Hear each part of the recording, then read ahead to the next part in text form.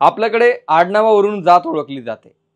याचा फायदा कसा घेतला जातो त्याचं उदाहरण तुम्ही माळशिरस मतदारसंघात पाहू शकता।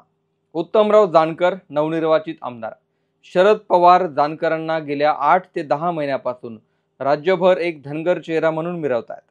उत्तमराव जानकरांनी अजित पवार, फडणवीस यांच्यावर रांगड्या भाषेत केलेली टीका, खमसदार भाषण यांची चर्चाही जोरदार होतीये। पण उत्तमराव जानकर नेमके कोण आहेत? उत्तमराव जानकर यांच्या जातीचा मुद्दा का चर्चेत असतो? उत्तमराव जानकर यांनी नुकताच माळशिरसमध्ये बॅलेट पेपरचा जो प्रयोग केला त्यावरून ते कसे चर्चेत आलेत आणि त्यांच्याविषयीच्या काही गोष्टी तुम्हाला समजल्यानंतर तुम्ही अवाक होऊन जाल। त्यासाठी हा व्हिडिओ शेवटपर्यंत पहा। नमस्कार, मी विशाल आणि तुम्ही पाहताय story.com। नव्या व्हिडिओला सुरुवात करण्यापूर्वी एक महत्त्वाची आठवण, हे चॅनल तुम्ही अजून सबस्क्राइब केलेलं नसेल तर सबस्क्राइब जरूर करा।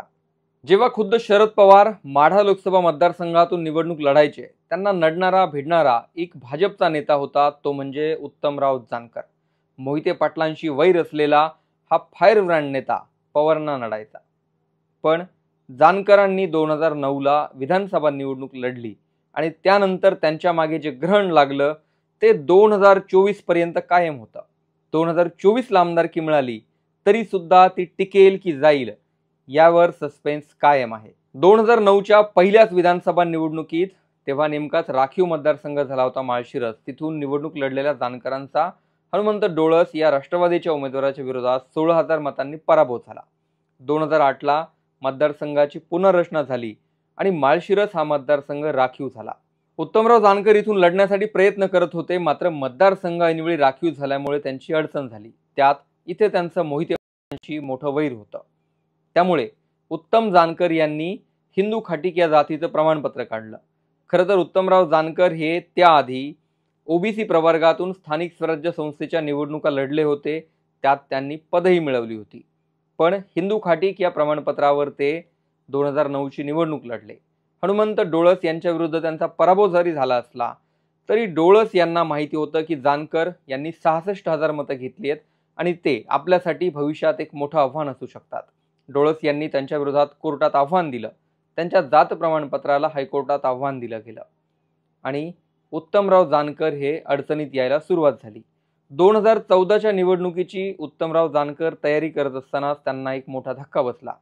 त्यांनी त्यांचा उमेदवारी अर्ज दाखल केला, पण हनुमंत डोळस यांनी त्याला आव्हान दिलं आणि त्यांचा उमेदवारी अर्ज निवडणूक निर्णय अधिकाऱ्यांकडून हायकोर्टातल्या युक्तिवादानंतर अवैध ठरवण्यात आला।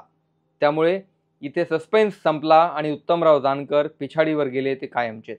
2019च्या ऐन सप्टेंबर महिन्यात म्हणजे निवडणुकीच्या 1 महिना आधी उत्तमराव जानकरांचा दाखला वैध ठरवला गेला आणि जानकरांचा निवडणूक लढण्याचा मार्ग मोकळा झाला। पण तोपर्यंत पुलाखालून बरंच पाणी गेलं होतं।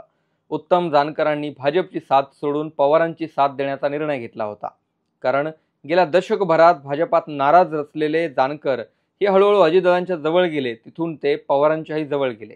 2019ची उमेदवारी मिळवली, पण भाजपने यावेळी तिथे वातावरण बदलवलं होतं। नुकताच माढा लोकसभेत विजय मिळवला होता। विजयसिंह मोहिते पाटलांचं कुटुंब भाजपच्या सोबत होतं आणि त्याच बळावर भाजपने राम सातपुते हा युवा चेहरा बीड मतदारसंघातला हा नेता थेट सोलापूर जिल्ह्यात आणला आणि माळशिरसमधून निवडणूक लढवली। उत्तम जानकर या अटीतडीच्या लढतीत 2,500 मतांनी पराभूत झाले। उत्तम जानकरांचा आमदारकीचा गुलाल लागण्याचा संघर्ष पुन्हा सुरूच राहिला। 2024च्या लोकसभेच्या आधी उत्तमराव जानकरांनी पवारांना साथ देण्याचा निर्णय घेतला।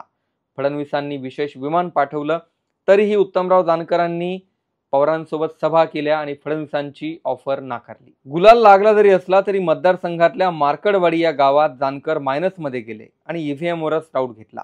गावातल्या जानकरांच्या काही समर्थकांनीही बॅलेट पेपरवर निवडणूक घेऊन हे गाव जानकरांच्या मागे आहे हे दाखवण्याचा आटापिटा केला आणि प्रशासनाची तारांबळ उडवली। ज्या देशात निवडणूक आयोगासारखी स्वायत्त संस्था आहे तिथे स्वतःच एक स्वतंत्र डमी निवडणूक घेण्याचा धाडसी प्रयोग जानकरांच्या पाठबळाने गावकऱ्यांनी केला। सगळी तयारी झाली, पण पोलिसांनी सूत्र हातात घेतली आणि गावात लोक कमी आणि पोलिसच जास्त, कारण असा कोणताही प्रयोग एखादी ग्रामपंचायत करू शकत नाही। तुम्हाला जर आक्षेप होता तर तुमच्या एजंट्सने त्याच वेळी का आवाज उठवला नाही? फेरमतमोजणीसाठी अर्ज करण्याचा पर्याय खुला आहे, तो का केला नाही असे सवाल निवडणूक निर्णय अधिकाऱ्यांनी विचारले. अखेर हा प्रयोग गुंडाळावा लागला. जानकर हे नेहमीच काहीतरी वेगळं करण्याच्या प्रयोगात असतात. राज्यात रोहित पवारांसह पवार गटाचे नेते ईव्हीएमवर संशय घेत आहेत. जानकरांनी थोड्या वेगळ्या पद्धतीने संशय घेतला आणि आपल्या नेत्याचं कौतुक मिळवण्यासाठी मार्कडवडी गावात कायदा आणि सुव्यवस्थेचा प्रश्न उभा केला. आता तुम्हाला प्रश्न पडला असेल, जानकर यांच्या आमदारकीचं काय? ही तीच आमदारकी जिथे त्यांना 20 वर्षानंतर, संघर्षानंतर आणि कोर्टातल्या लढाईनंतर गुलाल लागला. राम सातपुते जे त्यांच्या विरोधातले उमेदवार आहेत, त्यांनी सांगितल्याप्रमाणे या प्रमाणपत्राचा मुद्दा कोर्टात प्रलंबित आहे आणि त्याला आव्हान दिलं जाणार आहे.